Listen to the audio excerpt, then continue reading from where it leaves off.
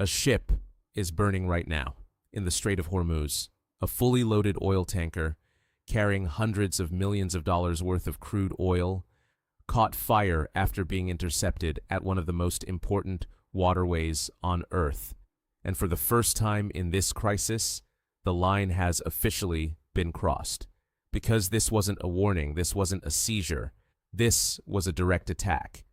According to maritime reports, the tanker was attempting to cross the Strait of Hormuz without what Iran considers proper authorization. That decision would prove catastrophic. Iranian fast attack boats quickly moved in. Helicopters appeared overhead. Orders were issued. Stop. Submit to inspection. But the vessel continued, and moments later, weapons were used. The result? A burning tanker, sending distress signals across the Gulf. For weeks, the Strait of Hormuz has been in a state of tension. Iran declared the waterway effectively closed, but until now, that closure had been enforced. That, through threats. Ships were warned, some were seized, others were forced to change course. But one assumption remained, that Iran would stop short of actually firing on commercial vessels. That assumption is now gone, and that changes everything. Because in military strategy, there is a critical difference, threatening to shoot and actually pulling the trigger. One creates fear, the other creates reality. And today, that reality is burning on the water. To understand why this matters so much, you need to understand what the Strait of Hormuz represents. This narrow waterway carries nearly 20% of the world's oil supply. Every day, massive tankers pass through it, supplying energy to Asia, Europe, and beyond. There is no easy alternative route. If Hormuz stops, the world feels it instantly. Right now, dozens of ships are already stuck in the Gulf, anchored, waiting, unable to move. Every day they remain there, millions of dollars are lost. Supply chains begin to tighten, and pressure builds across global markets. Some ship operators began asking a dangerous question. What if we try to cross anyway? One tanker just tried, and the answer came fast. The Iranian Islamic Revolutionary Guard Corps acted quickly. Intercept, warning, escalation, strike. This wasn't random, it was deliberate. A calculated move to prove something. The blockade is not just a threat, it is real.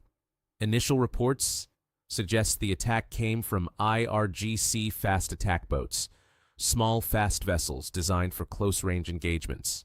They can swarm larger ships, strike quickly, and disappear just as fast. At least one of those strikes caused the fire now visible on the tanker. So far, there is no confirmation that the fire has reached the main cargo tanks, and that detail is critical. Because if crude oil ignites at that scale, the result could be catastrophic. An explosion, environmental disaster, loss of life. Right now, the crew's condition remains uncertain, but the impact of this incident goes far beyond a single ship. Because global shipping operates on risk calculation. Insurance companies, shipping firms, energy traders, all rely on probability. Before today, the calculation looked like this. Iran might threaten, but won't fire. Now that equation has changed. Iran will fire. And that shift triggers immediate consequences. Insurance costs spike. Shipping routes shut down. Risk premiums explode. And most importantly, traffic stops. Because no company will send a billion-dollar vessel into a war zone where ships are actively being attacked. This is how a choke point becomes fully closed. Not by sinking every ship, but by making the risk too high for any ship to enter. Energy markets are already reacting. Oil prices were already above $100 per barrel. Now the trajectory is clear. Up. Because this incident removes the last uncertainty. The strait is not just restricted, it is actively enforced, and that has global consequences. Higher fuel prices, higher transport costs, higher food prices. Because energy is the foundation of everything. When oil stops flowing, everything becomes more expensive. But the next phase depends on one critical factor: response. What happens next from the United States and its allies? The United States' Fifth Fleet is already in the region. Coalition naval forces have been deployed specifically to protect shipping. Now they face their first real test, because this is exactly the scenario they were created to handle: an attack on commercial shipping in an international waterway. There are several possible responses: diplomatic condemnation, naval escorts, or direct military action, strikes against Iranian naval assets. Each option carries risk, because escalation is now a real possibility. For countries like China, India, Japan, and South Korea, this is not just a distant conflict. It is an economic emergency. These nations depend heavily on oil flowing through Hormuz. Any disruption hits their economies immediately, and that increases pressure on global diplomacy. But there is another dimension to this story: the human one.